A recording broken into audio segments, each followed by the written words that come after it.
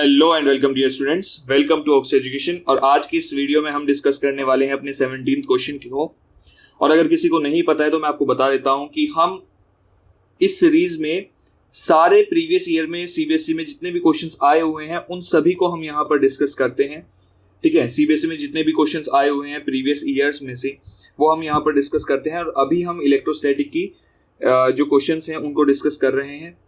ये वाला जो पर्टिकुलर क्वेश्चन है ये 5 मार्क्स में आया था बोर्ड एग्जाम्स में और ये 2013 का क्वेश्चन है। अब देखिए, अब इसमें आपसे पूछा क्या गया है, इसमें पूछा गया है डिफाइन इलेक्ट्रिक डाइपोल मूवमेंट, पहला क्वेश्चन। ठीक है, ये पहला पार्ट आप इसको बोल सकते हैं। दूसरा पार्ट में आपसे क्या पूछा गया है, इज इट अ स्केलर और अ वेक्टर क्वांटिटी। आपको ये बताना है कि ये एक स्केलर है या फिर एक वेक्टर क्वांटिटी है। तीसरा क्या है, तीसरा है derive the expression for the electric field of a dipole at a point on the equatorial plane of a dipole. ठीक है, तो देखिए पहले हम ये डिफाइन करते हैं कि इलेक्ट्रिक डाइपोल हमारा क्या होता है। ठीक है, इससे भी पहले हम एक क्वेश्चन डिस्कस कर चुके हैं जिसमें हमने इक्वेटोरियल पॉइंट पर इलेक्ट्रिक डाइपोल मूवमेंट की वजह से इलेक्ट्रिक फील्ड निकाला था। ठीक है, बिल्कुल सेम वही डेरिवेशन हमें यहाँ पर करना है इस वाले पार्ट में भी। तो देखिए यहाँ पर हमें क्या बोला गया है, हमें बताना है कि इलेक्ट्रिक डाइपोल मूवमेंट क्या होता है। तो बेसिकली पहले आपको ये पता होना चाहिए कि इलेक्ट्रिक डाइपोल क्या होता है। तो एक इलेक्ट्रिक डाइपोल ऐसा होता है कि एक चार्ज रखा होता है प्लस का और एक चार्ज होता है माइनस का। ठीक है, एक माइनस का चार्ज हो गया, एक प्लस का चार्ज हो गया, दोनों का मैग्नीट्यूड सेम होता है और इनका जो डिस्टेंस होता है वो होता है 2a डिस्टेंस। भाई कुछ डिस्टेंस पर रखे होंगे ये, ठीक है, कोई डिस्टेंस होगा। अब उसको हमें मानना है कि ये 2a डिस्टेंस होता है।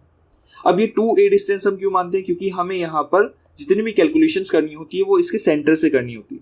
आप देखिए ना, एक दो चार्जेस अगर आप ले रहे हो, ठीक है, एक सिस्टम ये पूरा का पूरा हो गया। अगर इसकी बात आप करें तो यहां पर जो आपका O पॉइंट होगा, जो आपका O पॉइंट होगा वो पॉइंट एक ऐसा पॉइंट होगा जो माइनस क्यू चार्ज से भी उतनी दूरी पर होगा और प्लस क्यू चार्ज से भी उतनी ही दूरी पर होगा। तो इसलिए अपनी कैलकुलेशंस को इजी बनाने के लिए हम अगर इसको A मानते हैं और इसको भी A मानते हैं तो ये टोटल डिस्टेंस हमारा कितना हो जाता है, टोटल डिस्टेंस हमारा 2a हो जाता है। तो ये एक इलेक्ट्रिक डाइपोल होता है। ठीक है, अब बात करें कि इलेक्ट्रिक डाइपोल मूवमेंट क्या होता है। तो देखिए जो स्ट्रेंथ होती है ना इलेक्ट्रिक डाइपोल मूवमेंट की, वो हमारी होती है Q इंटू 2a के इक्वल। ठीक है, जैसे कि मैंने आपको बताया यहां पर a जो है वो डिस्टेंस होगा। ठीक है, डिस्टेंस का पैरामीटर है ये। ठीक है, इन दोनों के बीच में जो शॉर्टेस्ट डिस्टेंस है उसका पैरामीटर ये। ठीक है, सेपरेशन आप इसको बोल सकते हैं। तो यहां पर ये इलेक्ट्रिक डाइपोल को हम डिफाइन करते हैं। ठीक है, अब इसकी डेफिनेशन हम कैसे लिखते हैं वो जरा देख लीजिए।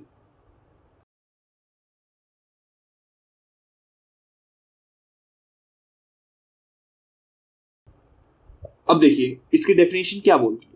पहली तो चीज ये कि strength of an electric dipole is it's electric dipole movement. तो इस इलेक्ट्रिक डाइपोल का जो स्ट्रेंथ होगा उसी को हम बोलते हैं इलेक्ट्रिक डाइपोल मूवमेंट। ठीक है, दूसरा इसका मैग्नीट्यूड जो है वो इक्वल होता है product of magnitude of either charge. ठीक है, अब देखिए ना यहां पर ये क्यू क्या है, या तो आप देख लीजिए कि अगर माइनस क्यू के मैं मैग्नीट्यूड की बात करता हूं तो ये क्या है, क्यू है, प्लस क्यू के मैग्नीट्यूड की बात करता हूं तो ये भी क्यू ही है। अब इस किसी भी चार्ज को अगर आप ले लीजिए और इसका मैग्नीट्यूड देखिए तो दोनों का मैग्नीट्यूड क्यू ही आता है। तो इसलिए बोला गया है कि मैग्नीट्यूड ऑफ आइदर चार्ज, किसी भी एक चार्ज के मैग्नीट्यूड का और separation between the two charges, उनका जो मल्टीपल होगा, उनका जो प्रोडक्ट होगा, वही इलेक्ट्रिक डाइपोल मूवमेंट हमारा होता है। ठीक है, उसका मैग्नीट्यूड Q इंटू 2a के इक्वल होता है। अब आप देख सकते हैं कि मैंने यहां पर लगाया है एक वेक्टर साइन, तो इसका क्या मीनिंग हुआ। अब चूंकि अगर आप बात करें A की, तो A क्या है, एक डिस्टेंस है या डिस्प्लेसमेंट है इनके बीच का, क्योंकि शॉर्टेस्ट डिस्टेंस की हम बात करें। ठीक है, तो यहां पर ये जो वेक्टर होगा, ये जो वेक्टर होगा, सेपरेशन वेक्टर जो होगा, क्योंकि ये एक वेक्टर क्वांटिटी है और डाइपोल मोमेंट आपका डिफाइन ऐसे हो रहा है, तो इलेक्ट्रिक डाइपोल भी आपका एक वेक्टर क्वांटिटी हो जाता है, ठीक है। और इसकी डायरेक्शन क्या होती है, ठीक है, its direction is from negative to positive charge, ठीक है। साथ ही आपको क्या लिखना है, यहां पर एक लाइन आपको ऐड करनी है, एक्स्ट्रा लाइन ऐड करनी है। मैं आपको बताता हूं क्या लाइन ऐड करनी है। यहां पर आपको एक लाइन ऐड करनी है, it is a vector quantity.